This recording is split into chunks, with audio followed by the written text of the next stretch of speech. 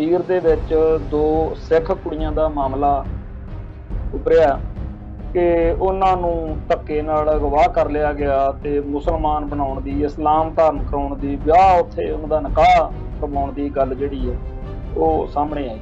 ਉੱਥੇ ਤਾਂ ਬਹੁਤ ਤਲਖ ਤੇ ਤਿੱਖਾ ਪ੍ਰਤੀਕਰਮ ਆਉਣਾ ਹੀ ਸੀ, ਹੋਣਾ ਹੀ ਸੀ, ਸੁਭਾਵਿਕ ਸੀਗਾ।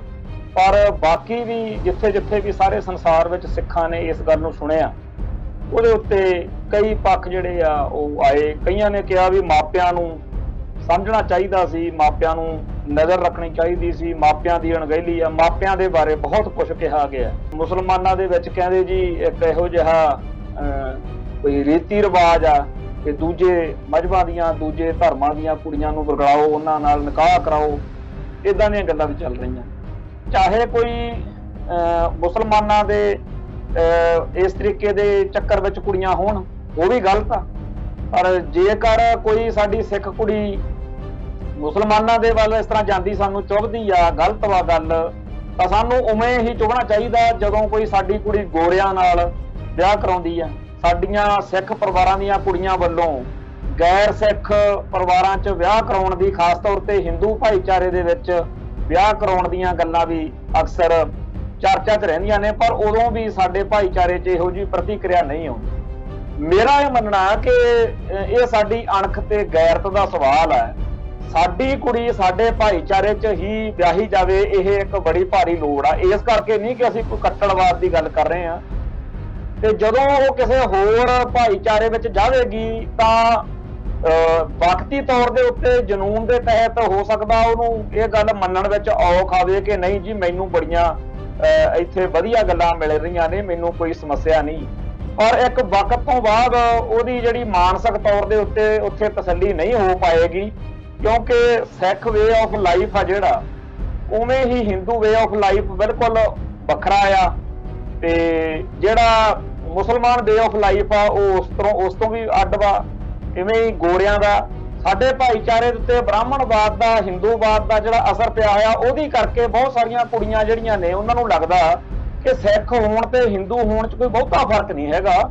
ਜੇ ਮੈਂ ਹਿੰਦੂ ਮੁੰਡੇ ਨਾਲ ਵਿਆਹ ਕਰਾ ਲਵਾਂ ਤਾਂ ਕੋਈ ਬਾਹਲੀ ਮੈਨੂੰ ਸਮੱਸਿਆ ਨਹੀਂ ਆਊਗੀ, ਕਿਉਂਕਿ ਜਿਵੇਂ ਹਿੰਦੂ ਕਰਦੇ ਆ ਉਵੇਂ ਅਸੀਂ ਖਨੀ ਸਿੱਖ ਕਰਦੇ ਆ, ਜਦੋਂ ਕਿ ਹੈ ਤਾਂ ਇਹ ਗੱਲ ਗਲਤ ਵਾ, ਝੂਠ ਆ। ਅਸਲ ਵਿੱਚ ਤਾਂ ਉਹ ਸਿੱਖੀ 'ਚ ਆਇਆ ਹੋਇਆ ਕੋਈ ਵਿਗਾੜ ਨਾ ਹੋ ਸਕਦਾ, ਕਿਉਂਕਿ ਸਿੱਖ ਧਰਮ ਦੇ ਬਹੁਤੇ ਜਿਹੜੇ ਨਿਯਮ ਨੇ ਉਹ ਸਿੱਖੀ ਨਜ਼ਰੀਏ ਤੋਂ ਨੇ, ਉਹ ਹਿੰਦੂ ਨਜ਼ਰੀਏ ਤੋਂ ਨਹੀਂ ਹੈਗੇ। ਸਿੱਖਾਂ ਨੂੰ, ਮੁਸਲਮਾਨਾਂ ਨੂੰ ਤੇ ਹਿੰਦੂਆਂ ਨੂੰ ਇਹ ਸਮੱਸਿਆ ਹੈਗੀ ਆ। ਹੋ ਸਕਦਾ ਹੋਰਾਂ ਨੂੰ ਵੀ ਹੋਵੇ, ਪਰ ਜਿੰਨੀ ਕੁ ਸਾਡੀ ਸੋਚ ਦਾ ਦਾਇਰਾ ਉਹਦੇ 'ਚ ਜੇਕਰ ਭਾਈ ਮੁਸਲਮਾਨ ਨਹੀਂ ਚਾਹੁੰਦੇ ਕਿ ਸਾਡੀਆਂ ਕੁੜੀਆਂ ਕਿਸੇ ਹੋਰ ਮਤ ਮਤਾਂਤਰ 'ਚ ਵਹੀਆਂ ਜਾਣ, ਤਾਂ ਇਹ ਉਹਨਾਂ ਨੂੰ ਬਚਪਨ ਤੋਂ ਕੁੜੀਆਂ ਨੂੰ ਸਿਖਾਏ ਜਾਣ ਦੀ ਲੋੜ ਆ ਕਿ ਭਾਈ ਸਾਡੇ ਲਈ ਤਾਂ ਮਰਨ ਮਰਾਉਣ ਵਾਲੀ ਗੱਲ ਹੋ ਜੂ ਜੇਕਰ ਤੂੰ ਮੁਸਲਮਾਨ ਦੇ ਘਰੇ ਜੰਮੀ ਆ, ਤੇ ਜੇਕਰ ਤੂੰ ਕੋਈ ਇਹ ਤੋਂ ਬਾਹਰ ਗਈ। ਇਸ ਵੇਲੇ ਸਾਡੇ ਹਿੰਦੂ ਭਾਈਚਾਰੇ ਵਿੱਚ ਵੀ ਲਵ ਜਿਹਾਦ ਦੇ ਨਾਂ ਤੇ ਮੁਸਲਮਾਨਾਂ ਦੇ ਖਿਲਾਫ ਜੋ ਕੜੱਤਣ, ਨਫ਼ਰਤ ਤੇ ਵੈਰ ਵਧਾਇਆ ਦਿਖਾਇਆ ਜਾ ਰਿਹਾ, ਉਹਦਾ ਕਾਰਨ ਤਾਂ ਇਹੀ ਹੈ ਨਾ ਕਿ ਮੁਸਲਮਾਨਾਂ ਦੇ ਨਾਲ ਜਦੋਂ ਹਿੰਦੂ ਬੱਚੀਆਂ ਦੇ ਵਿਆਹ ਸ਼ਾਦੀਆਂ ਜਾਂ ਸੰਬੰਧ ਬਣਦੇ ਆ, ਉਦੋਂ ਇਹ ਸਮੱਸਿਆ ਆਉਂਦੀ ਹੈ। ਜਦੋਂ ਸਾਡੀ ਕੌਮ ਦੀ ਹੋਂਦ ਹਸਤੀ ਨਾਲ ਇਹ ਚੀਜ਼ ਜੁੜੀ ਹੋਈ ਆ, ਤਾਂ ਸਾਨੂੰ ਇਹਦੇ ਪ੍ਰਤੀ ਚੇਤੰਨ ਹੋਣ ਦੀ ਲੋੜ ਆ। ਇਹ ਜਿਹੜੀ ਜੰਮੂ ਵਾਲੀ ਘਟਨਾ, ਕਸ਼ਮੀਰ ਵਾਲੀ ਵਾਪਰੀ ਆ, ਇਹਨੇ ਸਾਨੂੰ ਇੱਕ ਵਾਰੀ ਫਿਰ ਝੰਜੋੜਾ ਮਾਰਿਆ ਵਾ ਕਿ ਭਾਈ ਆਪਦੀਆਂ ਬੱਚੀਆਂ ਵੱਲ ਧਿਆਨ ਦੇਵੋ। TV 84 ਉੱਤੇ ਪ੍ਰੋਗਰਾਮ ਖਬਰ ਦੀ ਖਬਰ ਦੇਖ ਰਹੇ ਸਾਰੇ ਦਰਸ਼ਕਾਂ ਨੂੰ ਮੈਂ ਸਰਜੀਤ ਸਿੰਘ ਘੁਮਾਣ ਫਤਿਹ ਅਰਜ਼ ਕਰਦਾ ਜੀ। ਵਾਹਿਗੁਰੂ ਜੀ ਕਾ ਖਾਲਸਾ, ਵਾਹਿਗੁਰੂ ਜੀ ਕੀ ਫਤਿਹ। ਸਾਡੇ ਸਿੱਖ ਸਫਾਂ ਦੇ ਵਿੱਚ, ਪੰਥਕ ਸਫਾਂ ਦੇ ਵਿੱਚ ਅੱਜ ਜਿਸ ਮਸਲੇ ਉੱਤੇ ਬਹੁਤ ਜ਼ਿਆਦਾ ਚਰਚਾ ਹੋ ਰਹੀ ਆ, ਉਹ ਹੈਗਾ ਕਿ ਕਸ਼ਮੀਰ ਦੇ ਵਿੱਚ ਦੋ ਸਿੱਖ ਕੁੜੀਆਂ ਦਾ ਮਾਮਲਾ ਉੱਭਰਿਆ ਕਿ ਉਹਨਾਂ ਨੂੰ ਧੱਕੇ ਨਾਲ ਅਗਵਾ ਕਰ ਲਿਆ ਗਿਆ ਤੇ ਮੁਸਲਮਾਨ ਬਣਾਉਣ ਦੀ, ਇਸਲਾਮ ਧਾਰਨ ਕਰਾਉਣ ਦੀ, ਵਿਆਹ ਉੱਥੇ ਉਹਨਾਂ ਦਾ ਨਿਕਾਹ ਕਰਵਾਉਣ ਦੀ ਗੱਲ ਜਿਹੜੀ ਆ ਉਹ ਸਾਹਮਣੇ ਆਈ। ਇਸ ਘਟਨਾਕ੍ਰਮ ਬਾਰੇ ਕਈ ਤਰ੍ਹਾਂ ਦੇ ਜਿਹੜੀਆਂ ਗੱਲਾਂ ਬਾਤਾਂ ਉਹ ਕੀਤੀਆਂ ਜਾ ਰਹੀਆਂ ਨੇ। ਇਹ ਵੀ ਗੱਲ ਸਾਹਮਣੇ ਆਈ ਆ ਕਿ ਇੱਕ ਸਿੱਖ ਕੁੜੀ ਨੂੰ ਉਹਦੇ ਮਾਪਿਆਂ ਦੇ ਹਵਾਲੇ ਕਰਾਉਣ ਤੱਕ ਵੀ ਰਜਾਮੰਦੀ ਹੋ ਗਈ ਆ। ਦੂਸਰੀ ਕੁੜੀ ਦੀ ਗੱਲ ਜਿਹੜੀ ਹੈਗੀ ਆ ਉਹ ਵੱਖਰਾ ਮਾਮਲਾ, ਉਹ ਵੀ ਚਰਚਾ 'ਚ, ਉਹਦਾ ਵੀ ਕੋਈ ਹੱਲ ਜਿਹੜਾ ਹੈਗਾ ਉਹ ਨਿਕਲੂਗਾ। ਪਰ ਜਿਹੜੀ ਇਹ ਘਟਨਾ ਵਾਪਰੀ, ਜਿਸ ਤੋਂ ਬਾਅਦ ਵਿੱਚ ਸਮੁੱਚੇ ਸਿੱਖ ਭਾਈਚਾਰੇ ਨੇ ਕਸ਼ਮੀਰ ਦੇ ਵਿੱਚ, ਉਹਨਾਂ ਸੱਜਣਾ ਨੇ ਜਿਹੜੇ ਉਸ ਇਲਾਕੇ ਦੇ ਵਿੱਚ ਜਿੱਥੇ ਇਹ ਮੰਦਭਾਗੀ ਘਟਨਾ ਸਾਹਮਣੇ ਆਈ ਆ, ਉੱਥੇ ਤਾਂ ਬਹੁਤ ਤਲਖ ਅਤੇ ਤਿੱਖਾ ਪ੍ਰਤੀਕਰਮ ਆਉਣਾ ਹੀ ਸੀ, ਹੋਣਾ ਹੀ ਸੀ, ਸੁਭਾਵਿਕ ਸੀਗਾ। ਪਰ ਬਾਕੀ ਵੀ ਜਿੱਥੇ ਜਿੱਥੇ ਵੀ ਸਾਰੇ ਸੰਸਾਰ ਵਿੱਚ ਸਿੱਖਾਂ ਨੇ ਇਸ ਗੱਲ ਨੂੰ ਸੁਣਿਆ, ਉਹਦੇ ਉੱਤੇ ਕਈ ਪੱਖ ਜਿਹੜੇ ਆ ਉਹ ਆਏ। ਕਈਆਂ ਨੇ ਕਿਹਾ ਵੀ ਮਾਪਿਆਂ ਨੂੰ ਸਮਝਣਾ ਚਾਹੀਦਾ ਸੀ, ਮਾਪਿਆਂ ਨੂੰ ਨਜ਼ਰ ਰੱਖਣੀ ਚਾਹੀਦੀ ਸੀ, ਮਾਪਿਆਂ ਦੀ ਅਣਗਹਿਲੀ ਆ, ਮਾਪਿਆਂ ਦੇ ਬਾਰੇ ਬਹੁਤ ਕੁਝ ਕਿਹਾ ਗਿਆ। ਤੇ ਕਈ ਪੱਖਾਂ ਤੋਂ ਇਹ ਗੱਲ ਠੀਕ ਵੀ ਲੱਗਦੀ ਹੈ ਕਿ ਅਲੜ ਅਤੇ ਅਭੋਲ ਉਮਰ ਦੇ ਵਿੱਚ ਜਦੋਂ ਕੱਚੀ ਸਲੇਟ ਵਰਗਾ ਮਨ ਹੋਵੇ, ਉਦੋਂ ਮਾਪਿਆਂ ਦੀ ਜ਼ਿੰਮੇਵਾਰੀ ਬਹੁਤ ਜ਼ਿਆਦਾ ਹੁੰਦੀ ਆ। ਪਰ ਨਾਲ ਦੀ ਨਾਲ ਇਹ ਵੀ ਗੱਲ ਆਈ ਆ ਕਿ ਇਹ ਕੋਈ ਸਾਰੇ ਮੁਸਲਮਾਨਾਂ ਦੇ ਵਿੱਚ ਕਹਿੰਦੇ ਜੀ ਇੱਕ ਇਹੋ ਜਿਹਾ ਕੋਈ ਰੀਤੀ ਰਿਵਾਜ ਆ ਕਿ ਦੂਜੇ ਮਜ਼ਹਬਾਂ ਦੀਆਂ, ਦੂਜੇ ਧਰਮਾਂ ਦੀਆਂ ਕੁੜੀਆਂ ਨੂੰ ਵਰਗਲਾਓ, ਉਹਨਾਂ ਨਾਲ ਨਿਕਾਹ ਕਰਾਓ, ਇਦਾਂ ਦੀਆਂ ਗੱਲਾਂ ਵੀ ਚੱਲ ਰਹੀਆਂ। ਇਹ ਜਿਹੜੀ ਜੰਮੂ ਕਸ਼ਮੀਰ ਵਾਲੀ ਘਟਨਾ, ਇਹ ਤਾਂ ਚਲੋ ਇੱਕ ਘਟਨਾ ਵਾਪਰੀ ਹੈ, ਇਹੋ ਜਿਹੀਆਂ ਹੋਰ ਬਹੁਤ ਸਾਰੀਆਂ ਹੋਣਗੀਆਂ। ਤੇ ਜੇ ਦੇਖਿਆ ਜਾਵੇ ਤਾਂ ਪਿੱਛੇ ਜੇ ਇੰਗਲੈਂਡ ਦੇ ਵਿੱਚ ਇਦਾਂ ਦੀ ਇੱਕ ਚਰਚਾ ਚੱਲੀ ਸੀ। ਇਹ ਵੀ ਚਰਚਾ ਜਿਹੜੀ ਹੈਗੀ ਆ ਕਿਸੇ ਵੇਲੇ ਚੱਲਦੀ ਰਹੀ ਆ ਕਿ ਜੀ ਇਹਨਾਂ ਕੁੜੀਆਂ ਨੂੰ ਬਾਅਦ ਵਿੱਚ ਮਾੜੇ ਪਾਸੇ ਧੱਕ ਦਿੱਤਾ ਜਾਂਦਾ। ਤੇ ਇਵੇਂ ਹੀ ਕਸ਼ਮੀਰ ਦੇ ਵਿੱਚੋਂ ਜਿਵੇਂ ਇਹ ਖਬਰ ਆਈ ਆ, ਕਈ ਵਾਰ ਪਾਕਿਸਤਾਨ ਦੇ ਵਿੱਚੋਂ ਵੀ ਇਹੋ ਜਿਹੀਆਂ ਖਬਰਾਂ ਆਉਂਦੀਆਂ ਨੇ। ਪਿੱਛੇ ਜੇ ਇੱਕ ਗ੍ਰੰਥੀ ਸਿੰਘ ਦਾ ਮਸਲਾ ਸਾਰੇ ਸਿੱਖ ਭਾਈਚਾਰੇ ਤੇ ਮੁਸਲਮਾਨ ਭਾਈਚਾਰੇ ਦੇ ਵਿਚਾਲੇ ਟਕਰਾਅ ਦਾ ਕਾਰਨ ਬਣਦਾ ਰਹਿ ਗਿਆ। ਬੇਸ਼ੱਕ ਅਜੇ ਉਹ ਕਿਸੇ ਤਣ ਪੱਤਣ ਤਾਂ ਨਹੀਂ ਲੱਗਿਆ ਮਸਲਾ, ਪਰ ਉਹ ਮਸਲਾ ਵੀ ਸਾਨੂੰ ਸਾਰਿਆਂ ਨੂੰ ਚੇਤੇ ਆ।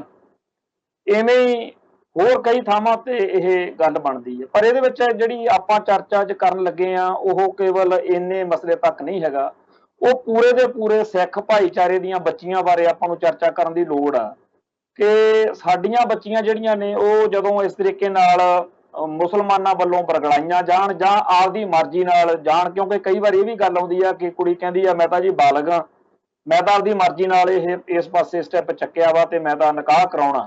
ਉਦੋਂ ਫਿਰ ਸਾਰਾ ਭਾਈਚਾਰਾ ਵੀ ਬੇਬਸ ਤੇ ਲਾਚਾਰ ਜਿਹਾ ਹੋ ਜਾਂਦਾ।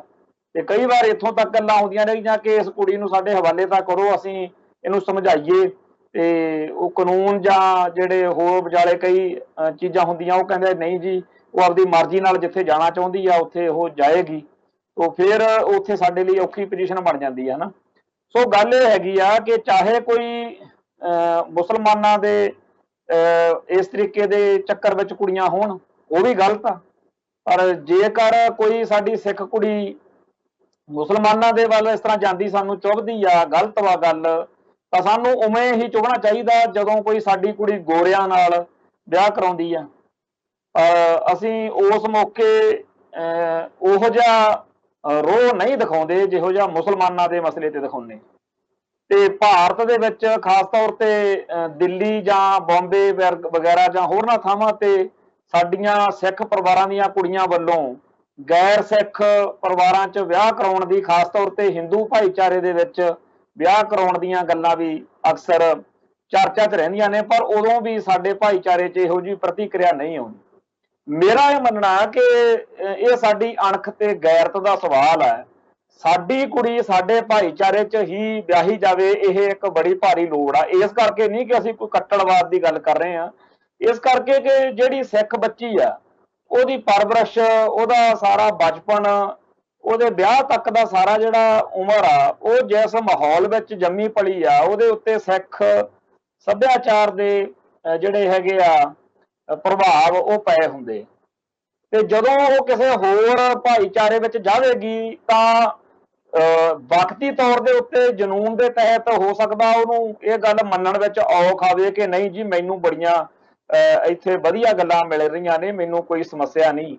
ਪਰ ਇੱਕ ਵਕਤ ਤੋਂ ਬਾਅਦ ਉਹਦੀ ਜਿਹੜੀ ਮਾਨਸਿਕ ਤੌਰ ਦੇ ਉੱਤੇ ਉੱਥੇ ਤਸੱਲੀ ਨਹੀਂ ਹੋ ਪਾਏਗੀ, ਕਿਉਂਕਿ ਸਿੱਖ ਵੇ ਆਫ ਲਾਈਫ ਆ ਜਿਹੜਾ, ਉਵੇਂ ਹੀ ਹਿੰਦੂ ਵੇ ਆਫ ਲਾਈਫ ਬਿਲਕੁਲ ਵੱਖਰਾ ਆ।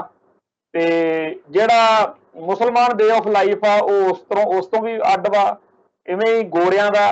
ਹੁਣ ਜਿਹੜੇ ਸਾਡਾ ਦੁਰਗਤੀ ਦਾ ਜਿਹੜਾ ਇੱਕ ਕਾਰਨ ਆ ਉਹ ਗੁਲਾਮੀ ਆ।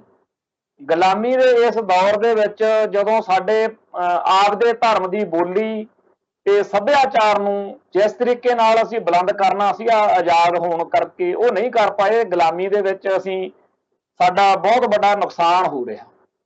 ਉਹਦੀ ਕਰਕੇ ਕਦੇ ਅਸੀਂ ਦੇਖਦੇ ਹਾਂ ਕਿ ਗੋਰਿਆਂ ਵੱਲ ਨੂੰ ਸਾਡਾ ਝੁਕਾਅ ਹੋ ਜਾਂਦਾ, ਤੇ ਗੋਰਿਆਂ ਦਾ ਜਿਹੜਾ ਜੀਵਨ ਆ ਜਾਂ ਧਾਰਮਿਕ ਜਾਂ ਜੋ ਵੀ ਉਹਨਾਂ ਦਾ ਲਾਈਫ ਸਟਾਈਲ ਆ, ਉਹਦੇ ਵਿੱਚ ਸਾਡੇ ਸਿੱਖ ਨੂੰ ਲੱਗਦਾ ਕਿ ਮੈਂ ਇਹਦੇ ਵਿੱਚ ਤਾਂ ਸੌਖਾ ਹੀ ਸ਼ਾਇਦ ਫਿੱਟ ਹੋ ਜਾ।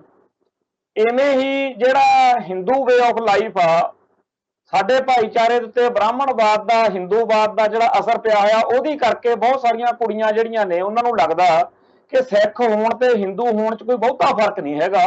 ਜੇ ਮੈਂ ਹਿੰਦੂ ਮੁੰਡੇ ਨਾਲ ਵਿਆਹ ਕਰਾ ਲਵਾਂ ਤਾਂ ਕੋਈ ਬਾਹਲੀ ਮੈਨੂੰ ਸਮੱਸਿਆ ਨਹੀਂ ਆਊਗੀ, ਕਿਉਂਕਿ ਜਿਵੇਂ ਹਿੰਦੂ ਕਰਦੇ ਆ ਉਵੇਂ ਅਸੀਂ ਖਨੀ ਸਿੱਖ ਕਰਦੇ ਆ, ਜਦੋਂ ਕਿ ਹੈ ਤਾਂ ਇਹ ਗੱਲ ਗਲਤ ਵਾ, ਝੂਠ ਆ। ਅਸਲ ਵਿੱਚ ਤਾਂ ਉਹ ਸਿੱਖੀ 'ਚ ਆਇਆ ਹੋਇਆ ਕੋਈ ਵਿਗਾੜ ਨਾ ਹੋ ਸਕਦਾ, ਕਿਉਂਕਿ ਸਿੱਖ ਧਰਮ ਦੇ ਬਹੁਤੇ ਜਿਹੜੇ ਨਿਯਮ ਨੇ ਉਹ ਸਿੱਖੀ ਨਜ਼ਰੀਏ ਤੋਂ ਨੇ, ਉਹ ਹਿੰਦੂ ਨਜ਼ਰੀਏ ਤੋਂ ਨਹੀਂ ਹੈਗੇ।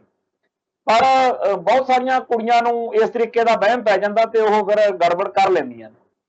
ਤੇ ਜੇ ਅਸੀਂ ਆਲ ਓਵਰ ਦੇਖਿਆ ਜਾਵੇ ਤਾਂ ਕਿਸੇ ਵੀ ਧਰਮ ਦੀ ਕੁੜੀ ਨੂੰ ਦੂਜੇ ਧਰਮ ਦੇ ਵਿੱਚ ਜਦੋਂ ਇਸ ਤਰ੍ਹਾਂ ਜਾਇਆ ਜਾਂਦਾ, ਤਾਂ ਜਿਨ੍ਹਾਂ ਧਰਮਾਂ ਨੂੰ ਪ੍ਰੋਬਲਮ ਹੈ, ਸਮੱਸਿਆ ਹੈ, ਉਹਨਾਂ ਦੀਆਂ ਬੱਚੀਆਂ ਨੂੰ ਇਹ ਗੱਲ ਇੱਕ ਪਾਠ ਵਾਂਗੂ ਪੜ੍ਹਾਉਣ ਦੀ ਲੋੜ ਆ। ਮਤਲਬ ਕੁਝ ਇਹੋ ਜਿਹੇ ਸਮਾਜ ਹੈਗੇ ਆ ਜਾਂ ਕੁਝ ਇਹੋ ਜਿਹੇ ਧਰਮ ਹੈਗੇ ਆ, ਮਤਾਂਤਰ ਹੈਗੇ ਆ, ਜਿਨ੍ਹਾਂ ਨੂੰ ਇਹ ਕੋਈ ਸਮੱਸਿਆ ਨਹੀਂ ਲੱਗਦੀ। ਜਿਵੇਂ ਗੋਰਿਆਂ ਨੂੰ ਕਹਿੰਦੇ ਆ ਵੀ ਕੋਈ ਸਮੱਸਿਆ ਨਹੀਂ ਲੱਗਦੀ ਹੋਣੀ, ਜਾਂ ਹੋਰ ਕਈਆਂ ਨੂੰ ਸਮੱਸਿਆ ਨਹੀਂ ਲੱਗਦੀ ਹੋਣੀ ਕਿ ਸਾਡੀਆਂ ਬੱਚੀਆਂ, ਸਾਡੀਆਂ ਕੁੜੀਆਂ ਦੂਜਿਆਂ 'ਚ ਵਿਆਹੀਆਂ ਜਾਣ ਜਾਂ ਨਾ ਵਿਆਹੀਆਂ ਜਾਣ। ਪਰ ਸਿੱਖਾਂ ਨੂੰ, ਮੁਸਲਮਾਨਾਂ ਨੂੰ ਤੇ ਹਿੰਦੂਆਂ ਨੂੰ ਇਹ ਸਮੱਸਿਆ ਹੈਗੀ ਹੈ। ਹੋ ਸਕਦਾ ਹੋਰਾਂ ਨੂੰ ਵੀ ਹੋਵੇ, ਪਰ ਜਿੰਨੀ ਕੁ ਸਾਡੀ ਸੋਚ ਦਾ ਦਾਇਰਾ ਉਹਦੇ 'ਚ, ਜੇਕਰ ਭਾਈ ਮੁਸਲਮਾਨ ਨਹੀਂ ਚਾਹੁੰਦੇ ਕਿ ਸਾਡੀਆਂ ਕੁੜੀਆਂ ਕਿਸੇ ਹੋਰ ਮਤਾਂਤਰ 'ਚ ਵਿਆਹੀਆਂ ਜਾਣ, ਤਾਂ ਇਹ ਉਹਨਾਂ ਨੂੰ ਬਚਪਨ ਤੋਂ ਕੁੜੀਆਂ ਨੂੰ ਸਿਖਾਏ ਜਾਣ ਦੀ ਲੋੜ ਆ ਕਿ ਭਾਈ ਸਾਡੇ ਲਈ ਤਾਂ ਮਰਨ ਮਰਾਉਣ ਵਾਲੀ ਗੱਲ ਹੋ ਜੂ ਜੇਕਰ ਤੂੰ ਮੁਸਲਮਾਨ ਦੇ ਘਰੇ ਜੰਮੀ ਆ ਤੇ ਜੇਕਰ ਤੂੰ ਕੋਈ ਇਹ ਤੋਂ ਬਾਹਰ ਗਈ। ਇਵੇਂ ਹੀ ਹਿੰਦੂ ਬੱਚੀਆਂ ਨੂੰ ਇਹ ਗੱਲ ਸ਼ੁਰੂ ਤੋਂ ਸਿਖਾਉਣ ਦੀ ਲੋੜ ਆ ਕਿ ਬੇਟਾ ਤੂੰ ਜੇਕਰ ਜਿਹੜਾ ਹੈਗਾ ਆਪਦੇ ਧਰਮ ਤੋਂ ਬਾਹਰ ਕਿਸੇ ਹੋਰ ਪਾਸੇ ਵਿਆਹ ਕਰਾਇਆ ਤਾਂ ਸਮੱਸਿਆ ਹੋਏਗੀ। ਹੁਣ ਇਸ ਵੇਲੇ ਸਾਡੇ ਹਿੰਦੂ ਭਾਈਚਾਰੇ ਵਿੱਚ ਵੀ ਲਵ ਜਿਹਾਦ ਦੇ ਨਾਂ ਤੇ ਮੁਸਲਮਾਨਾਂ ਦੇ ਖਿਲਾਫ ਜੋ ਕੜੱਤਣ, ਨਫ਼ਰਤ ਤੇ ਵੈਰ ਵਧਾਇਆ ਦਿਖਾਇਆ ਜਾ ਰਿਹਾ, ਉਹਦਾ ਕਾਰਨ ਤਾਂ ਇਹੀ ਹੈ ਨਾ ਕਿ ਮੁਸਲਮਾਨਾਂ ਦੇ ਨਾਲ ਜਦੋਂ ਹਿੰਦੂ ਬੱਚੀਆਂ ਦੇ ਵਿਆਹ ਸ਼ਾਦੀਆਂ ਜਾਂ ਸੰਬੰਧ ਬਣਦੇ ਆ, ਉਦੋਂ ਇਹ ਸਮੱਸਿਆ ਆਉਂਦੀ ਹੈ। ਇੱਕ ਗੱਲ ਇੱਥੇ ਇਹ ਮੰਨ ਲੈਣ ਦੀ ਲੋੜ ਸਾਨੂੰ ਹੈ ਕਿ ਨਾਰਮਲ ਕਈ ਵਾਰ ਇਸ ਤਰ੍ਹਾਂ ਵਾਪਰਨਾ ਕੋਈ ਐਡੀ ਅਲੋਕਾਰ ਗੱਲ ਨਹੀਂ ਹੁੰਦੀ। ਕਈ ਵਿਆਹ ਇਹੋ ਜਿਹੇ ਪ੍ਰਵਾਨ ਚੜ੍ਹਦੇ ਹੋਣਗੇ ਜਿਹੜੇ ਮੁਸਲਮਾਨਾਂ ਦੇ ਹਿੰਦੂਆਂ ਨਾਲ ਜਾਂ ਹਿੰਦੂਆਂ ਦੇ ਸਿੱਖਾਂ ਨਾਲ, ਪਰ ਜਦੋਂ ਕੋਈ ਚੀਜ਼ ਇਤਰਾਜ਼ ਵਿੱਚ ਆ ਜਾਵੇ, ਜਦੋਂ ਕੋਈ ਮਸਲੇ 'ਚ ਆ ਜਾਵੇ, ਜਦੋਂ ਕੋਈ ਗੱਲ ਚਰਚਾ 'ਚ ਆ ਜਾਵੇ, ਉਦੋਂ ਬਹੁਤ ਉਲਝ ਜਾਂਦੀ ਹੈ ਗੱਲ। ਤੇ ਉਦੋਂ ਜਦੋਂ ਟਕਰਾਅ ਬਣ ਜਾਣ, ਉਦੋਂ ਜਦੋਂ ਭਾਈਚਾਰਿਆਂ ਦੇ ਕਲੈਸ਼ ਬਣ ਜਾਣ ਦੇ ਅਸਾਰ ਹੋ ਜਾਂਦੇ ਆ, ਉਦੋਂ ਬਹੁਤ ਸੰਵੇਦਨਸ਼ੀਲਤਾ ਦੇ ਨਾਲ ਕੰਮ ਕਰਨ ਦੀ ਲੋੜ ਆ। ਸੋ ਇਸ ਕਰਕੇ ਦੂਜਿਆਂ ਨੂੰ ਮੱਤਾਂ ਦੇਣ ਦੀ ਬਜਾਏ ਕਿ ਮੁਸਲਮਾਨੋ ਤੁਸੀਂ ਐਂ ਕਹੋ ਆਪਦੀਆਂ ਕੁੜੀਆਂ ਨੂੰ, ਹਿੰਦੂਓ ਤੁਸੀਂ ਐਂ ਕਹੋ, ਸਾਨੂੰ ਜ਼ਰੂਰ ਆਪਦੀਆਂ ਕੁੜੀਆਂ ਨੂੰ, ਆਪਦੀਆਂ ਧੀਆਂ ਭੈਣਾਂ ਬੱਚੀਆਂ ਨੂੰ 10-15 ਸਾਲ ਦੇ ਲਾਗੇ ਇਹ ਮੱਤ ਕਿਸੇ ਸੱਚੇ ਤਰੀਕੇ ਨਾਲ ਦੇਣ ਦਾ ਯਤਨ ਕਰਨਾ ਚਾਹੀਦਾ ਕਿ ਬੇਟੇ ਤੁਸੀਂ ਸਿੱਖ ਪਰਿਵਾਰਾਂ ਦੀਆਂ ਜੰਮੀਆਂ ਜਾਈਆਂ ਆ ਤੇ ਤੁਹਾਡਾ ਜਿਹੜਾ ਸਾਰਾ ਜੀਵਨ ਆ, ਤੁਹਾਡਾ ਜਿਹੜੀ ਪਰਵਰਿਸ਼ ਆ, ਉਹ ਸਿੱਖ ਨਜ਼ਰੀਏ ਤੋਂ ਹੋਈ ਆ। ਤੋਂ ਇੱਥੇ ਤੁਹਾਡਾ ਇਹ ਗੱਲ ਬੜੀ ਜ਼ਰੂਰੀ ਆ ਕਿ ਤੁਹਾਨੂੰ ਦੂਜਿਆਂ ਧਰਮਾਂ ਦੇ ਵਿੱਚ ਉਹ ਕੁਝ ਨਹੀਂ ਮਿਲ ਸਕਦਾ ਜੋ ਇੱਥੇ ਮਿਲਣਾ। ਸੋ ਇਸ ਸਾਰੇ ਕਾਸੇ ਨੂੰ ਮੁੱਖ ਰੱਖਦਿਆਂ ਹੋਇਆਂ ਸਾਨੂੰ ਇਹ ਨੀਤੀ ਬਣਾਉਣੀ ਹੀ ਪਊਗੀ। ਜਿਹੜੇ ਬੰਦਿਆਂ ਨੂੰ ਇਹ ਸਾਡੀ ਗੱਲ ਚੰਗੀ ਨਹੀਂ ਲੱਗਦੀ ਜਾਂ ਇਹ ਕੱਟੜਵਾਦ ਲੱਗਦਾ ਜਾਂ ਮਾੜੀ ਗੱਲ ਲੱਗਦੀ ਆ, ਉਹਨਾਂ ਦਾ ਜਿਹੜਾ ਪ੍ਰਤੀਕਰਮ ਉਹ ਖਿੜੇ ਮੱਥੇ ਸਵੀਕਾਰ ਕਰਦੇ ਹੋਏ ਮੈਂ ਇਹ ਜ਼ਰੂਰ ਕਹਿਣਾ ਚਾਹੁੰਦਾ ਕਿ ਫਿਰ ਆਪਣਾ ਭਾਈਚਾਰਾ ਜਿਹੜਾ ਹੈਗਾ ਉਹ ਪਹਿਲਾਂ ਹੀ ਇੱਕ ਤਾਂ ਘੱਟ ਗਿਣਤੀ 'ਚ, ਦੂਜਾ ਸਾਡੇ ਜਿਹੜੇ ਆ ਬੱਚੀਆਂ ਨੇ ਉਹ ਇਸ ਤਰੀਕੇ ਨਾਲ ਜਦੋਂ ਸਾਡੇ ਭਾਈਚਾਰੇ ਦੀ ਬਜਾਏ ਹੋਰ ਭਾਈਚਾਰਿਆਂ ਵੱਲ ਚਲੇ ਜਾਣਗੀਆਂ ਤਾਂ ਸਾਡਾ ਨੁਕਸਾਨ ਹੋਏਗਾ। ਤੇ ਜਦੋਂ ਮੁਸਲਮਾਨਾਂ ਨਾਲ ਵਿਆਹ ਕਰਾਉਣ ਦੀ ਖੁੱਲ੍ਹ ਦਿਓਗੇ ਤਾਂ ਹਿੰਦੂ ਨਾਲ ਵੀ, ਗੋਰਿਆਂ ਨਾਲ ਵੀ ਤੇ ਹੋਰ ਜਿਹਦੇ ਨਾਲ ਮਰਜ਼ੀ ਵਿਆਹ ਕਰਾਉਣ ਦੀ ਖੁੱਲ੍ਹ ਹੋਊਗੀ। ਤੇ ਸਾਡੇ ਪੰਜਾਬ ਦਾ ਵਿੱਚ ਔਰਤ ਅਤੇ ਮਰਦ ਦਾ ਜਿਹੜਾ ਬੱਚੇ, ਕੁੜੀਆਂ ਤੇ ਮੁੰਡਿਆਂ ਦਾ ਫਰਕ ਵਾ, ਉਹਦੀ ਰੇਸ਼ੋ ਦਾ ਪਹਿਲਾਂ ਹੀ ਬੜਾ ਜਿਹੜਾ ਹੈਗਾ ਝਮੇਲਾ ਉਹ ਪਿਆ ਰਹਿੰਦਾ ਹੈਗਾ ਕਿ ਬਹੁਤ ਫਰਕ ਆ ਜੀ, ਇਹਨੂੰ ਕਿਸੇ ਮਸਲੇ ਨਾਲ ਕਿਸੇ ਤਰੀਕੇ ਨਾਲ ਦੇਖਿਆ ਜਾਵੇ। ਸੋ ਮੋਟੀ ਗੱਲ ਤਾਂ ਇਹ ਹੈਗੀ ਆ ਕਿ ਜਦੋਂ ਸਾਡੀ ਇਹ ਅਣਖ ਗੈਰਤ ਦਾ ਮੁੱਦਾ ਬਣਿਆ ਪਿਆ, ਜਦੋਂ ਸਾਡੀ ਕੌਮ ਦੀ ਹੋਂਦ ਹਸਤੀ ਨਾਲ ਇਹ ਚੀਜ਼ ਜੁੜੀ ਹੋਈ ਆ, ਤਾਂ ਸਾਨੂੰ ਇਹਦੇ ਪ੍ਰਤੀ ਚੇਤੰਨ ਹੋਣ ਦੀ ਲੋੜ ਆ। ਇਹ ਜਿਹੜੀ ਜੰਮੂ ਵਾਲੀ ਘਟਨਾ ਕਸ਼ਮੀਰ ਵਾਲੀ ਵਾਪਰੀ ਆ, ਇਹਨੇ ਸਾਨੂੰ ਇੱਕ ਵਾਰੀ ਫੇਰ ਝੰਜੋੜਾ ਮਾਰਿਆ ਵਾ ਕਿ ਭਾਈ ਆਪਦੀਆਂ ਬੱਚੀਆਂ ਵੱਲ ਧਿਆਨ ਦੇਵੋ। ਹੁਣ ਇਹ ਨੁਕਸ ਕੱਢੀ ਜਾਣੇ ਜਾਂ ਇੱਕ ਘਟਨਾ ਦੇ ਵਿੱਚ ਆਪਾਂ ਪੈ ਕੇ ਉਹ ਚਰਚਾ ਕਰਦੇ ਰਹੀਏ ਕਿ ਉਹਨਾਂ ਨੂੰ ਐ ਚਾਹੀਦਾ ਸੀ, ਉਹ ਚਾਹੀਦਾ ਸੀ, ਇਹਦੀ ਬਜਾਏ ਆਲ ਓਵਰ ਸਾਨੂੰ ਸੋਚਣਾ ਚਾਹੀਦਾ। ਸਾਡੀਆਂ ਜਿਹੜੀਆਂ ਬੱਚੀਆਂ ਨੇ ਉਹਨਾਂ ਦਾ ਜਿਹੜਾ ਭਵਿੱਖ ਵਾ ਉਹ ਸਾਡੇ ਭਾਈਚਾਰੇ ਦੇ ਹੱਥਾਂ ਵਿੱਚ ਆ। ਤੇ ਜੇਕਰ ਅਸੀਂ ਉਹਨਾਂ ਨੂੰ ਸੁਚੱਜੇ ਤਰੀਕੇ ਨਾਲ ਗਾਈਡ ਨਹੀਂ ਕਰ ਪਾਉਂਦੇ, ਜੇਕਰ ਅਸੀਂ ਉਹਨਾਂ ਦੇ ਮਾਰਗਦਰਸ਼ਨ ਦੇ ਵਿੱਚ ਫੇਲ ਹੁੰਨੇ ਆ, ਤਾਂ ਗਲਤੀ ਤਾਂ ਸਾਡੀ ਭਾਈਚਾਰੇ ਦੀ ਹੈਗੀ ਹੈ। ਹੁਣ ਅਸੀਂ ਆਪਦੀ ਜ਼ਿੰਮੇਵਾਰੀ ਤੋਂ ਵੀ ਭੱਜੀਏ ਤੇ ਜ਼ਿੰਮੇਵਾਰੀ ਨਿਭਾਈਏ ਵੀ ਨਾ, ਤੇ ਦੋਸ਼ ਜਿਹੜਾ ਹੈਗਾ ਉਹ ਕਿਸੇ ਹੋਰ ਨੂੰ ਦਈਏ। ਇਹ ਸਾਰੇ ਸੰਸਾਰ ਦੇ ਵਿੱਚ ਹੀ ਪਹਿਲੇ ਦਿਨ ਤੋਂ ਹੀ ਜੇ ਇਤਿਹਾਸ ਤੇ ਨਜ਼ਰ ਮਾਰੀਏ, ਔਰਤ ਜਾਤੀ ਦੇ ਉੱਤੇ ਇੱਕ ਦੂਜੀਆਂ ਕੌਮਾਂ ਦੂਜੀਆਂ ਧਰਮਾਂ ਦਾ ਇਸ ਤਰੀਕੇ ਨਾਲ ਕਰਨ ਕਰਾਉਣ ਦਾ ਜਿਹੜਾ ਚੱਲਦਾ ਹੀ ਆ ਰਿਹਾ। ਪਰ ਹਰੇਕ ਕੌਮ ਇਹ ਜ਼ਰੂਰ ਚਾਹੁੰਦੀ ਆ ਕਿ ਸਾਡੀ ਕੌਮ ਦੀਆਂ ਬੱਚੀਆਂ ਜਿਹੜੀਆਂ ਨੇ ਉਹ ਸਾਡੇ ਹੀ ਭਾਈਚਾਰੇ ਦੇ ਵਿੱਚ ਸਾਡੇ ਹੀ ਰੀਤੀ ਰਿਵਾਜਾਂ ਅਨੁਸਾਰ ਜਿਹੜੀਆਂ ਨੇ ਉਹਨਾਂ ਦੇ ਵਿਆਹ ਸ਼ਾਦੀਆਂ ਹੋਣ। ਉਹ ਜਦੋਂ ਅਸੀਂ ਹਮਲਾਵਰ ਨਹੀਂ ਹੈਗੇ, ਨਾ ਅਸੀਂ ਕਿਸੇ ਹੋਰ ਦੇ ਕਰ ਸਕਦੇ ਆ ਕਿ ਲਓ ਜੀ ਅਸੀਂ ਮੁਸਲਮਾਨਾਂ ਦੀਆਂ ਬਚਾਵਾਂ ਕੁੜੀਆਂ ਲਿਆਵਾਂਗੇ, ਅਸੀਂ ਜੀ ਹਿੰਦੂਆਂ ਦੀਆਂ ਲਿਆਵਾਂਗੇ, ਇਹ ਸਾਰੀਆਂ ਗੱਲਾਂ ਦਾ ਕੋਈ ਮਤਲਬ ਨਹੀਂ। ਹਕੀਕਤ ਨੂੰ ਪਛਾਣਨ ਦੀ ਲੋੜ ਆ। ਜਿਹੜਾ ਤਾਂ ਉਹੀ ਚਲੋ ਹਵਾ 'ਚ ਤਲਵਾਰਾਂ ਮਾਰਨ ਵਾਲੀਆਂ ਗੱਲਾਂ ਵੀ ਕਰ ਲੈਂਦੇ ਆ, ਉਹ ਕਰਨ ਦਾ ਜਿਨ੍ਹਾਂ ਨੂੰ ਭਰੋਸਾ ਜਾਂ ਸ਼ੌਂਕ ਆ, ਪਰ ਅਸੀਂ ਗੱਲ ਪ੍ਰੈਕਟੀਕਲ ਕਰਾਂਗੇ। ਮੈਂ ਇਹ ਸਮਝਦਾ ਕਿ ਸਿੱਖ ਕੌਮ ਨੂੰ ਆਪਦੇ ਇਸ ਨੁਕਤੇ ਉੱਤੇ, ਇਸ ਮਸਲੇ ਉੱਤੇ ਬਹੁਤ ਗਹਿਰਾਈ ਨਾਲ ਚਿੰਤਨ ਕਰਨ ਦੀ ਲੋੜ ਆ। ਇਹ ਮਸਲਾ ਜੇ ਅਸੀਂ ਇਸ ਤਰੀਕੇ ਨਾਲ ਛੱਡ ਦਿੱਤਾ ਕਿ ਚਲੋ ਜੀ ਘਟਨਾ ਵਾਪਰੀ ਆ ਕੋਈ ਗੱਲ ਨਹੀਂ, ਹੁਣ ਇਸ ਚੀਜ਼ ਦਾ ਫਿਰ ਸਾਡੇ ਲਈ ਔਖਾ ਹੋ ਜਾਊਗਾ। ਇਹ ਤਾਂ ਜਿਵੇਂ ਸਾਡਾ ਨਿਤਨੇਮ ਹੁੰਦਾ ਨਾ, ਉਵੇਂ ਸਾਨੂੰ ਇਹ ਗੱਲ ਆਪਦੇ ਭਾਈਚਾਰੇ 'ਚ ਘਰ ਘਰ ਜਿਹੜੀ ਹੈਗੀ ਆ ਵਿਚਾਰਨੀ ਪਊਗੀ, ਔਰ ਇਹ ਕੋਈ ਹੱਲ ਜਿਹੜਾ ਹੈਗਾ ਇਹਦਾ ਲੈ ਕੇ ਆਉਣਾ ਪਊ ਸਾਹਮਣੇ। ਮੈਨੂੰ ਭਾਈ ਗਜਿੰਦਰ ਸਿੰਘ ਜੀ ਦੀ ਇੱਕ ਲਿਖਤ ਦਾ ਹਵਾਲਾ ਦੇ ਰਿਹਾ। ਉਹਨਾਂ ਨੇ ਜਦੋਂ ਕਿਸੇ ਪੜ੍ਹਿਆ, ਜਦੋਂ ਉਹ ਪਾਕਿਸਤਾਨ ਜੇਲ੍ਹ 'ਚ ਸੀਗੇ, ਕੋਈ ਸ਼ੇਰੇ ਪੰਜਾਬ ਨਾਂ ਦੀ ਜਥੇਬੰਦੀ ਦਾ ਚਰਚਾ ਹੋ ਰਿਹਾ ਸੀਗਾ ਕਿ ਇੰਗਲੈਂਡ ਦੇ ਵਿੱਚ ਜਾਂ ਲੰਡਨ 'ਚ ਜਿੱਥੇ ਜਿੱਥੇ ਵੀ ਜਿਹੜੀਆਂ ਸਿੱਖ ਬੱਚੀਆਂ ਨੂੰ ਭਰਮਾ ਕੇ ਉਹਨਾਂ ਨੂੰ ਮਾੜੇ ਪਾਸੇ ਲੈ ਕੇ ਜਾਣ ਲਈ ਉਕਸਾਇਆ ਜਾ ਰਿਹਾ ਸੀਗਾ, ਤਾਂ ਉਹਦੇ ਖਿਲਾਫ ਕੁਝ ਉੱਥੇ ਸ਼ੇਰੇ ਪੰਜਾਬ ਨਾਂ ਦੀ ਜਥੇਬੰਦੀ ਹੋਂਦ ਵਿੱਚ ਆਈ, ਜਿਨ੍ਹਾਂ ਨੇ ਕਾਫੀ ਵੱਡੇ ਪੱਧਰ ਦੇ ਉੱਤੇ ਉੱਥੇ ਕੰਮ ਕੀਤਾ। ਤੇ ਉਹਨਾਂ ਨੇ ਭਾਜੀ ਗਜਿੰਦਰ ਸਿੰਘ ਨੇ ਇਹ ਚੀਜ਼ ਜੇਲ੍ਹ ਦੇ ਵਿੱਚ ਬੈਠਿਆਂ ਦੇਖੀ, ਪੜ੍ਹੀ ਹੋਣੀ ਆ ਕਿਸੇ ਅਖਬਾਰ ਮੈਗਜ਼ੀਨ 'ਚੋਂ। ਤਾਂ ਬਾਅਦ ਵਿੱਚ ਉਹਨਾਂ ਨੇ ਇੱਕ ਆਰਟੀਕਲ ਲਿਖਿਆ ਜਿਹੜਾ ਪੰਜਾਬ ਦੇ ਵਿੱਚ ਸੰਤ ਸਿਪਾਹੀ ਮੈਗਜ਼ੀਨ 'ਚੋਂ ਛਪਿਆ ਸੀਗਾ। ਉਹਦੇ ਵਿੱਚ ਉਹਨਾਂ ਨੇ ਆਪਦੇ ਅੰਦਾਜ਼ ਤੋਂ, ਆਪਦੇ ਨਜ਼ਰੀਏ ਤੋਂ ਗੱਲ ਲਿਖੀ ਸੀਗੀ ਕਿ ਜਦੋਂ ਅਸੀਂ ਸਕੂਲਾਂ ਕਾਲਜਾਂ 'ਚ ਇੱਥੇ ਪੜ੍ਹਨ ਲੱਗੇ ਚੰਡੀਗੜ੍ਹ ਦੇ ਵਿੱਚ, ਉਹ ਜਿਹੜੇ ਸਿੱਖ ਬੱਚੇ ਸੀ, ਸਿੱਖ ਮੁੰਡੇ, ਸਿੱਖ ਨੌਜਵਾਨ ਸੀ, ਉਹਨਾਂ ਵੱਲ ਤਾਂ ਹਿੰਦੂਆਂ ਦੀ ਕੁੜੀ ਤਾਂ ਕੀ, ਸਿੱਖ ਬੱਚੀ ਵੀ ਕੋਈ ਛੇਤੀ ਕਿਤੇ ਨਹੀਂ ਅਟਰੈਕਟ ਹੁੰਦੀ ਸੀ, ਨਹੀਂ ਦੇਖਦੀ ਸੀ, ਕਿਉਂਕਿ ਸਾਡੇ ਬਹੁਤੇ ਬੰਦਿਆਂ ਨੇ ਆਪਦਾ ਪਹਿਰਾਵਾ ਤੇ ਹਿਸਾਬ ਕਿਤਾਬ ਕੁਛ ਇਹੋ ਜਿਹਾ ਬਣਾ ਰੱਖਿਆ ਸੀਗਾ ਕਿ ਜਵਾਨ ਬੱਚੀਆਂ ਨੂੰ ਕੋਈ ਉਹਨਾਂ 'ਚੋਂ ਅਟਰੈਕਸ਼ਨ ਨਹੀਂ ਸੀ ਹੁੰਦੀ। ਪਰ ਸਾਡੀਆਂ ਕੁੜੀਆਂ ਜਿਹੜੀਆਂ ਸੀ ਉਹ ਹਿੰਦੂ ਮੁੰਡਿਆਂ ਦੇ ਨਾਲ ਜਦੋਂ ਅਸੀਂ ਬੈਠੀਆਂ ਖੜ੍ਹਦੀਆਂ ਚੰਡੀਗੜ੍ਹ 'ਚ ਦੇਖਦੇ ਸੀ ਤਾਂ ਸਾਨੂੰ ਬਹੁਤ ਗੁੱਸਾ ਆਉਂਦਾ ਸੀ, ਤੇ ਅਸੀਂ ਇਹਨੂੰ ਇੱਕ ਕੌਮ ਦੇ ਅਣਖ ਦੇ ਉੱਤੇ ਇੱਕ ਅਟੈਕ ਵਾਂਗੂ ਦੇਖਦੇ ਹੁੰਦੇ ਸੀ। ਭਾਈ ਗਜਿੰਦਰ ਸਿੰਘ ਜੀ ਨੇ ਉਸ ਮਸਲੇ ਉੱਤੇ ਬਹੁਤ ਵਿਸਥਾਰ ਦੇ ਨਾਲ ਕੌਮੀ ਨੌਜਵਾਨ ਦੇ ਜਜ਼ਬਾਤਾਂ ਨੂੰ ਜਿਵੇਂ ਪੇਸ਼ ਕੀਤਾ, ਉਹਦੇ ਹਿਸਾਬ ਨਾਲ ਜੇ ਦੇਖਿਆ ਜਾਵੇ ਤਾਂ ਇਸ ਵੇਲੇ ਸੋਸ਼ਲ ਮੀਡੀਆ ਦੇ ਉੱਤੇ ਸਾਡੀ ਅੱਜ ਦੀ ਸਿੱਖ ਜਵਾਨੀ ਜਦੋਂ ਰੋਹ ਵਿੱਚ ਆ ਕੇ ਤਲਖ ਟਿੱਪਣੀਆਂ ਕਰ ਰਹੀ ਆ, ਉਹਦਾ ਸਾਨੂੰ ਇਹ ਸੋਚਣਾ ਚਾਹੀਦਾ ਕਿ ਉਹ ਬਿਲਕੁਲ ਆਪਦੇ ਥਾਂ ਤੋਂ ਨੌਜਵਾਨੀ ਠੀਕ ਕਰ ਰਹੀ ਹੈ। ਹੁਣ ਦੂਜੇ ਪਾਸੇ ਜੇਕਰ ਕੋਈ ਉਹਨਾਂ ਨੂੰ ਗੱਲ ਸਮਝਾਉਣ ਦਾ ਯਤਨ ਕਰੇ, ਉਹਨਾਂ ਨੂੰ ਇਸ ਮੌਕੇ ਇਹ ਆ ਕਿ ਸਾਡੀ ਨੌਜਵਾਨ ਬੱਚੀ ਜਿਹੜੀ ਸਾਡੀ ਮੁਟਿਆਰ ਕੁੜੀ ਸੀ ਉਹਨੂੰ ਅਗਲੇ ਲੈ ਗਏ ਤੇ ਤੁਸੀਂ ਸਾਨੂੰ ਮਤਾਂ ਦਿੰਦੇ ਹੋ, ਕਿਉਂਕਿ ਇਸ ਉਮਰ ਦੇ ਵਿੱਚ ਤਾਂ ਇਹੀ ਕੁਝ ਹੁੰਦਾ। ਹੁਣ ਗੱਲ ਇਹ ਹੈ ਕਿ ਜਿਹੜੀ ਸਾਡੀ ਕੌਮ ਦੀ ਹੋਂਦ ਹਸਤੀ ਦੀ ਲੜਾਈ ਆ, ਉਹਦੇ ਵਿੱਚ ਸਾਡੀ ਅਣਖ ਗੈਰਤ ਦੀ ਲੜਾਈ ਦੇ ਵਿੱਚ ਇਹ ਚੀਜ਼ ਜਿਹੜੀ ਆ ਇੱਕ ਫਾਨੇ ਵਾਂਗੂ ਫਸਦੀ ਜਾ ਰਹੀ ਆ।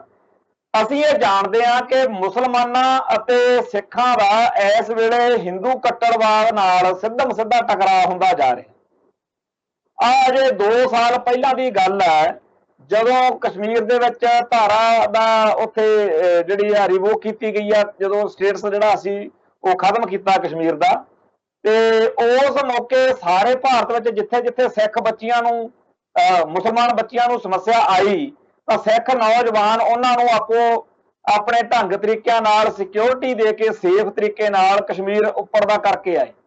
ਤੇ ਉਹਨਾਂ ਦਿਨਾਂ 'ਚ ਬੜੀਆਂ ਵੀਡੀਓਜ਼ ਜਿਹੜੀਆਂ ਨੇ ਉਹ ਸਾਹਮਣੇ ਆਈਆਂ, ਜਿਹਦੇ ਵਿੱਚ ਕਸ਼ਮੀਰੀ ਪਰਿਵਾਰ ਜਿਹੜੇ ਸੀ ਉਹ ਧੰਨਵਾਦ ਕਰ ਰਹੇ ਸੀ। ਸੋ ਜਿਹੜਾ ਉਸ ਵੇਲੇ ਹਿੰਦੂ ਕੱਟੜਵਾਦ ਸੀ ਉਹ ਮੁਸਲਮਾਨ ਭਾਈਚਾਰੇ ਉੱਤੇ ਅਟੈਕ ਕਰਨ ਨੂੰ ਤਿਆਰ ਸੀ, ਤੇ ਇਹ ਕਿਸੇ ਕਿਸੇ ਵੇਲੇ ਸਿੱਖਾਂ ਉੱਤੇ ਵੀ ਹੁੰਦਾ। ਸੋ ਹਿੰਦੂ ਕੱਟੜਵਾਦ ਜਿਹੜਾ ਹੈ ਉਹ ਜਦੋਂ ਮੁਸਲਮਾਨਾਂ ਅਤੇ ਸਿੱਖਾਂ ਨੂੰ ਬਹੁਤ ਬੁਰੀ ਤਰੀਕੇ ਨਾਲ ਜਲੀਲ ਕਰਨ ਤੇ ਤੁਲਿਆ ਹੋਇਆ ਹੋਵੇ, ਐਨ ਉਸ ਮੌਕੇ ਕੋਈ ਹਿੰਦੂ ਜਾਂ ਕੋਈ ਸਿੱਖ ਬੱਚੀ ਜਾਂ ਬੱਚਾ, ਕੋਈ ਮੁਸਲਮਾਨ ਬੱਚੀ ਜਾਂ ਬੱਚਾ ਇਹੋ ਜਿਹੇ ਹਾਲਾਤ ਬਣਾਵੇ ਜਿਹਦੇ ਨਾਲ ਜਿਹੜੀਆਂ ਦੋ ਧਿਰਾਂ ਦਾ ਇੱਕ ਇਤਫਾਕ ਹੋਣਾ ਜ਼ਰੂਰੀ ਹੈ, ਉਹਨਾਂ 'ਚ ਦਫੇੜ, ਨਫ਼ਰਤ ਅਤੇ ਕੜੱਤਣ ਵਧਣ ਵਾਲੇ ਕੰਮ ਹੋ ਜਾਵੇ, ਉਹ ਬਹੁਤ ਮਾੜੀ ਗੱਲ ਆ। ਮੇਰਾ ਕਹਿਣ ਤੋਂ ਭਾਵ ਇਹ ਆ, ਜਿਹੜਾ ਵੀ ਮੁਸਲਮਾਨ ਇਸ ਮੌਕੇ ਸਾਰੇ ਸੰਸਾਰ ਦੇ ਵਿੱਚ ਇਹੋ ਜਿਹੀਆਂ ਹਰਕਤਾਂ ਕਰਦਾ ਤੇ ਕਰਵਾਉਂਦਾ ਜਿਹਦੇ ਕਰਕੇ ਸਿੱਖਾਂ ਅਤੇ ਮੁਸਲਮਾਨਾਂ ਵਿੱਚ ਦਫੇੜ ਵਧੇ, ਨਫ਼ਰਤ ਵਧੇ, ਕੜੱਤਣ ਵਧੇ, ਉਹਦੇ ਵਰਗਾ ਪਾਪੀ ਕੋਈ ਹੋ ਨਹੀਂ ਸਕਦਾ। ਇਵੇਂ ਹੀ ਜਿਹੜੀ ਵੀ ਕੋਈ ਮੁਸਲਮਾਨ ਹੋਵੇ, ਕੋਈ ਸਿੱਖ ਹੋਵੇ, ਕੋਈ ਕੁੜੀ ਹੋਵੇ, ਜਿਹੜੀ ਵੀ ਆਪਦੀਆਂ ਇਹੋ ਜਿਹੀਆਂ ਹਰਕਤਾਂ ਕਰੇ ਜਿਹਦੇ ਨਾਲ ਸਿੱਖ ਭਾਈਚਾਰੇ ਅਤੇ ਮੁਸਲਮਾਨ ਭਾਈਚਾਰੇ 'ਚ ਦੂਰੀ ਵਧੇ, ਨਫ਼ਰਤ ਵਧੇ, ਕੜੱਤਣ ਵਧੇ, ਉਹਦੇ ਵਰਗਾ ਮਾੜਾ ਵੀ ਕੋਈ ਨਹੀਂ ਹੋ ਸਕਦਾ।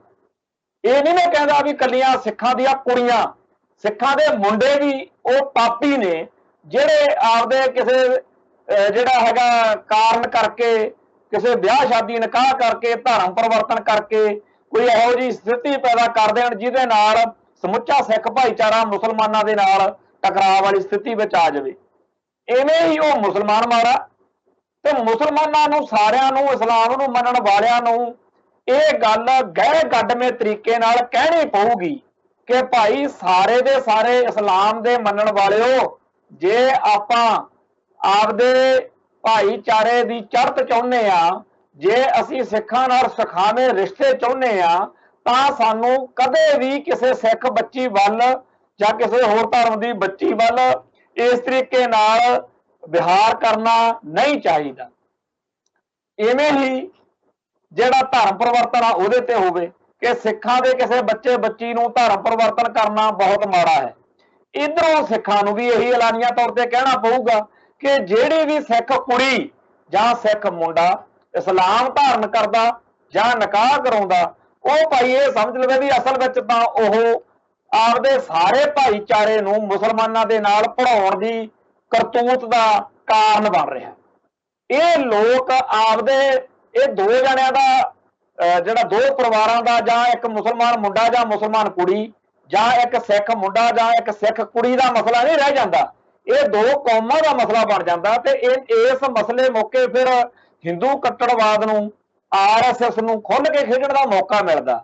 ਜਦੋਂ ਵੀ ਕਿਸੇ ਸਿੱਖ ਕੁੜੀ ਦੀ ਖਬਰ ਆਉਂਦੀ ਹੈ ਕਿ ਉਹਨੂੰ ਜੀ ਮੁਸਲਮਾਨ ਲੈ ਗਏ ਆ, ਨਿਕਾਹ ਕਰ ਲਿਆ ਵਾ, ਉਹਦਾ ਧਰਮ ਪਰਿਵਰਤਨ ਕਰ ਲਿਆ, ਉਸ ਮੌਕੇ ਸਾਰੇ RSS ਦੇ ਹਿੰਦੂ ਕੱਟੜਵਾਦ ਦੇ ਮੂੰਹ ਤੇ ਲਾਲੀ ਆ ਜਾਂਦੀ ਆ। ਫਿਰ ਉਹ ਸਿੱਖਾਂ ਨੂੰ ਤੰਗ ਕਰਦੇ ਆ, ਜਲੀਲ ਕਰਦੇ ਆ, ਤੇ ਨਾਲ ਹੀ ਸਿੱਖਾਂ ਦੇ ਵਿੱਚੋਂ ਜਿਹੜੇ ਉਹਨਾਂ ਦੇ ਹੱਥ ਠੋਕੇ ਆ ਉਹ ਸ਼ੁਰੂ ਹੋ ਜਾਂਦੇ ਆ ਕਿ ਲੈ ਲਓ ਸਵਾਦ ਹੁਣ ਮੁਸਲਮਾਨਾਂ ਦਾ, ਲੈ ਲਓ ਇਹਨਾਂ ਨਾਲ ਸਾਂਝ ਪਾ ਕੇ ਕੀ ਮਿਲਦਾ, ਇਹ ਦੇਖੋ ਆਪਣੀਆਂ ਧੀਆਂ ਭੈਣਾਂ ਦੀ ਇੱਜ਼ਤ ਜਿਹੜੀ ਹੈਗੀ ਆ ਲੁੱਟ ਰਹੇ।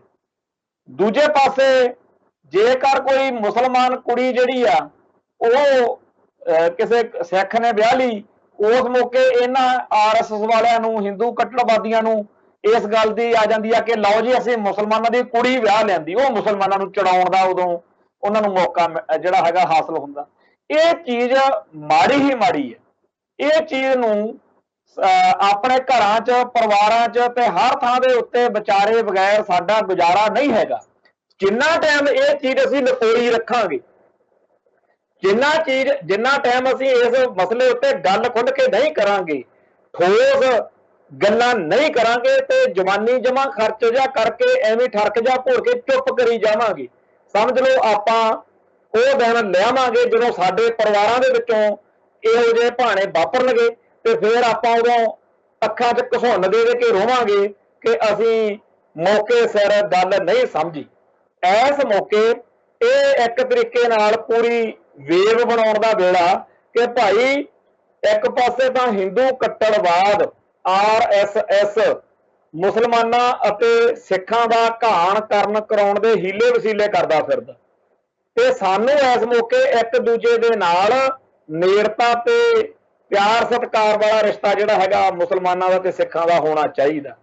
ਤੇ ਇਸ ਮੌਕੇ ਜੇਕਰ ਕੋਈ ਸਿੱਖ ਕੁੜੀ ਜਾਂ ਸਿੱਖ ਮੁੰਡਾ ਇਸ ਵੇਲੇ ਜੇਕਰ ਕੋਈ ਮੁਸਲਮਾਨ ਕੁੜੀ ਜਾਂ ਮੁਸਲਮਾਨ ਮੁੰਡਾ ਆਪਦੇ ਕਰਕੇ ਇਹੋ ਜਿਹਾ ਮਾਹੌਲ ਬਣਾਵੇ ਕਿ ਸਿੱਖਾਂ ਅਤੇ ਮੁਸਲਮਾਨਾਂ ਦੇ ਕੌਮੀ ਜਜ਼ਬੇ ਇੱਕ ਦੂਜੇ ਨਾਲ ਟਕਰਾ ਜਾਣ, ਦੁਸ਼ਮਣੀ ਵਧੇ, ਵੈਰ ਵਧੇ, ਇਹ ਭਾਈ ਪ੍ਰਵਾਨ ਕਰਨ ਵਾਲੀ ਗੱਲ ਨਹੀਂ ਹੈ। ਹੁਣ ਇਹ ਇੰਨਾ ਠੋਸ ਸੱਚ ਵਾ, ਇਹ ਇੰਨੀ ਸਪਸ਼ਟ ਜੀ ਗੱਲ ਵਾ, ਜੇ ਕਿਸੇ ਨੂੰ ਇਹਦੇ ਤੋਂ ਵੀ ਇਤਰਾਜ਼ ਹੋਵੇ ਹੁਣ ਉਹਦਾ ਤਾਂ ਫਿਰ ਭਾਈ ਰੱਬ ਰਾਖਾ। ਸੋ ਮੈਂ ਇਹ ਸਮਝਦਾ ਕਿ ਅਸੀਂ ਪੰਜਾਬ ਦੇ ਵਿੱਚ ਵਸਦੇ ਹਾਂ, ਇੱਥੇ ਇਹੋ ਜਿਹੀਆਂ ਘਟਨਾਵਾਂ ਛਿੱਟ-ਪੁੱਟ ਹੁੰਦੀਆਂ ਹੋਣਗੀਆਂ ਪਰ ਉਹ ਕਦੇ ਇਤਰਾਜ਼ਯੋਗ ਵਾਲੀ ਸਥਿਤੀ ਵਿੱਚ ਜਦੋਂ ਤੱਕ ਨਹੀਂ ਆਈਆਂ ਉਦੋਂ ਤੱਕ ਚੱਲੀ ਜਾਂਦਾ। ਪਰ ਕੌਮੀ ਤੌਰ ਦੇ ਉੱਤੇ ਪੰਜਾਬ 'ਚ ਜਾਂ ਸਾਰੇ ਸੰਸਾਰ ਦੇ ਵਿੱਚ ਹੀ ਮੁਸਲਮਾਨਾਂ ਨੂੰ ਤੇ ਸਿੱਖਾਂ ਨੂੰ ਇਹ ਨੀਤੀ ਬਣਾਏ ਬਗੈਰ ਗੁਜ਼ਾਰਾ ਨਹੀਂ।